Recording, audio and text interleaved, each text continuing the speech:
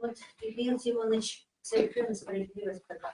Надо стратегически мыслить, то есть с опережением на будущее, на несколько лет.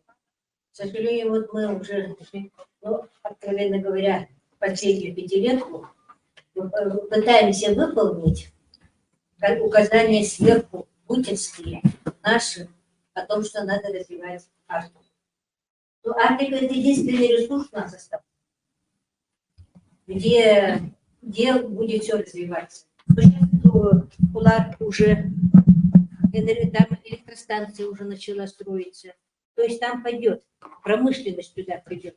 А промышленность, а люди рабочие должны кушать. И они завозным будут все время есть, да?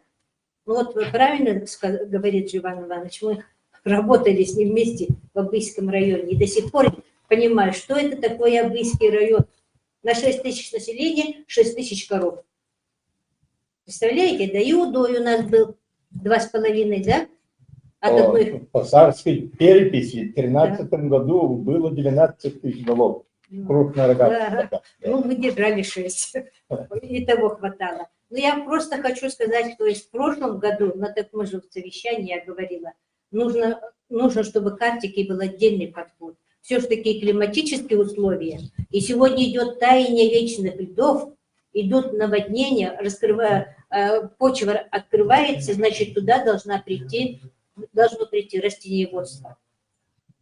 Во все. А у нас, по-моему, в прошлом году обещали НИСХ о том, что они нам выдадут концепцию развития сельского хозяйства в северной зоне. На сегодняшний день ее нету.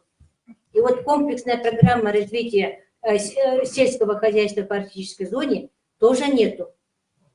Вы пытаетесь, вы сейчас говорите, что вот мы до Нового года выдадим главе республики. Но мне кажется, что ее и в проекте-то нету.